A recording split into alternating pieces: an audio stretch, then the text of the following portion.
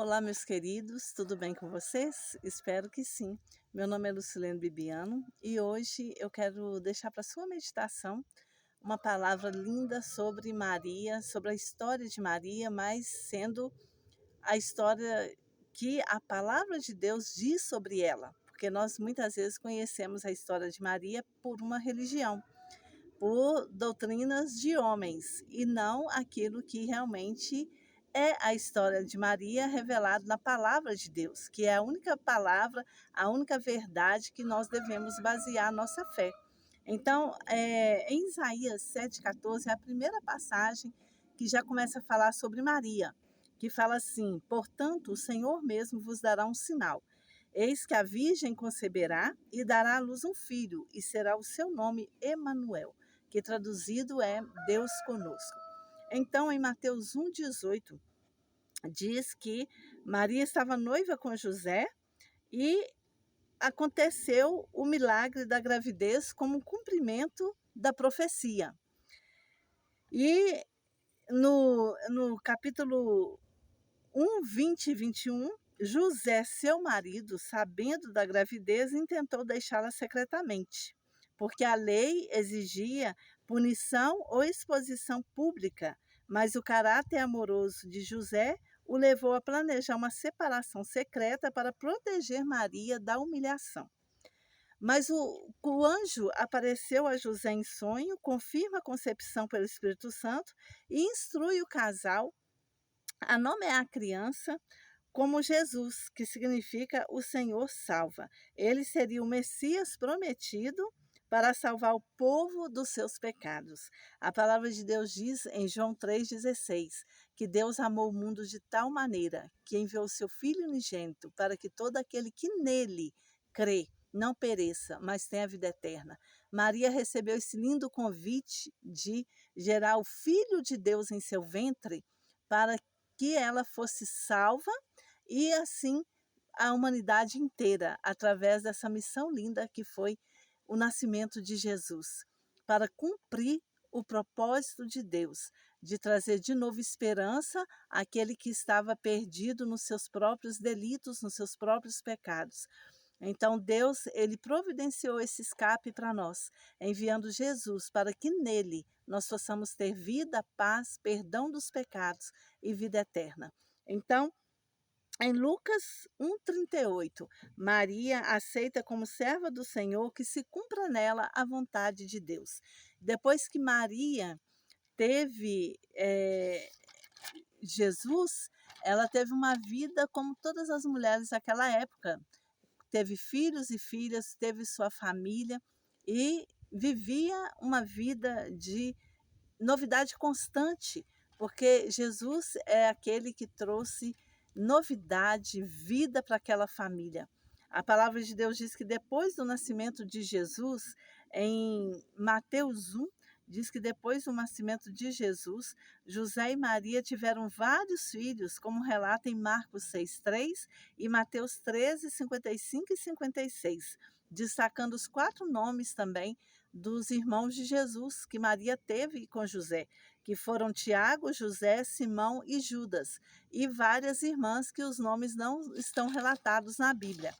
E no versículo 25 de Mateus, a palavra de Deus diz que José não teve relações sexuais com Maria até Jesus nascer.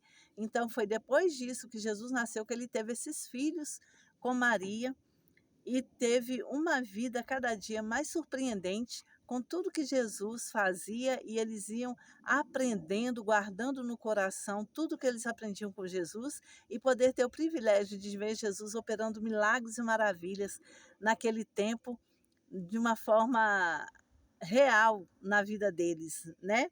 Então, Jesus ele era o destaque da família, né? Porque ele se destacava pela sua sabedoria e poder de Deus na vida dele, que fazia com que ele operasse maravilhas, milagres na vida daqueles que pensavam que as suas vidas, o fim das suas vidas seriam ali, num leito de enfermidade, ou então carregando uma culpa para sempre, ou então vivendo uma vida sem sentido. Mas Jesus ele veio para mudar a história, para trazer salvação, para trazer nova esperança, uma nova vida para todo aquele que nele crê. A última passagem de Maria está registrado em Atos 1, quando Jesus, ele depois de morrer, ele ressuscitou como havia dito e apareceu para todos os discípulos, e depois que ele subiu aos céus, a palavra de Deus diz que uma nuvem estava ocultando e apareceram dois anjos e perguntaram para aquelas pessoas que estavam ali, os discípulos de Jesus, Maria e os irmãos de Jesus, perguntaram: homens galileus, o que vocês estão olhando? Esse Jesus que vocês estão vendo subir há de voltar, como vocês estão vendo ele subir. Aí, depois disso, os anjos, eh, a nuvem ocultou Jesus, e a Bíblia diz que voltaram para o cenáculo, onde costumavam permanecer unanimemente em oração e súplicas.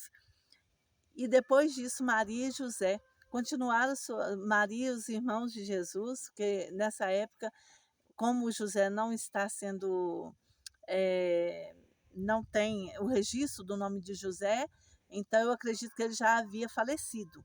Mas então lá fala que depois que Jesus subiu, Maria, os irmãos de Jesus e todos aqueles discípulos foram orar.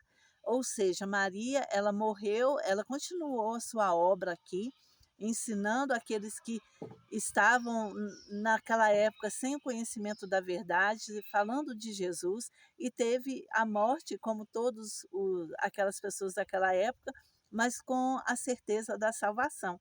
Porque Maria, ela morreu salva, porque ela cria em Jesus e conhecia Jesus, não só de ouvir falar, mas de estar perto e conhecê-lo pessoalmente. Então, a palavra de Deus, ela diz que só Jesus subiu, Maria não subiu, ela não intercede por ninguém, ela apenas foi uma serva fiel que desejou no seu coração fazer verdadeiramente a vontade de Deus e cumprir nela a sua vontade. Então, a palavra de Deus diz que há um só intercessor entre Deus e os homens, Jesus Cristo. Maria, se ela estivesse aqui, ela ia com certeza rejeitar toda essa adoração que a religião ensina a ter por ela, porque Maria era uma mulher simples, humilde, uma mulher que servia a Deus e vivia para fazer a vontade de Deus, para deixar o exemplo que nós devemos também ser fiéis a Deus e ter no coração esse desejo de fazer a vontade de Deus, e crendo em Jesus, nós temos vida eterna e vida em abundância. A nossa esperança é renovada, a nossa fé, e nós podemos declarar a outras pessoas que somente Jesus salva, liberta, perdoa, transforma e pode dar vida eterna. A palavra de Deus diz que ela teve essa história relatada na Bíblia para deixar de exemplo, para que todos os que creem em Jesus não percam a esperança, mas saibam que vai ter o seu galardão e vida eterna. Ela não é 1000 pessoas como a religião inventa. Ela não é a padroeira do Brasil, ela não é senhora. A Bíblia diz em Filipenses 2 que há um só Senhor, e a Bíblia diz que todo joelho se dobrará, todo olho verá e toda língua confessará que só Ele é o Senhor. A palavra de Deus diz que a Aparecida não é padroeira, não existe isso na Bíblia. A Bíblia fala que feliz é a nação cujo Deus é o Senhor. Então a religião, ela vem falando de Deus, mas distorce totalmente a verdade. E Jesus ele disse: "Conhecereis a verdade, e a verdade vos libertará". E ele diz: "Eu sou o caminho, a verdade e a vida. Ninguém vem ao Pai a não ser por mim". Em Atos 4:12 diz que em nenhum outro há salvação, porque também debaixo do céu não existe outro nome dado entre os homens pelo qual importa que sejamos salvos.